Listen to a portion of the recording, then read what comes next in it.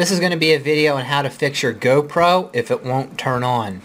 So I just had this problem. I plugged my GoPro in to the computer, nothing came up. I tried to turn the GoPro on and it wouldn't turn on. So here's how I fixed it. The first thing you're going to want to do is take the battery out and just plug it back in. So just remove the case from the back and the battery will be exposed. The next step is just to pull the battery out. As you can see, I have the battery removed right here.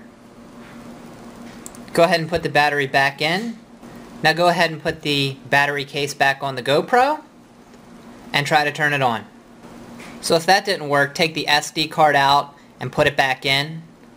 Taking the battery out worked for me, and I was able to turn my GoPro back on. But if it doesn't work for you, what you can try to do is take the little SD memory card out, remove it, and then put it back in. And if that doesn't work, you may have to send your GoPro back.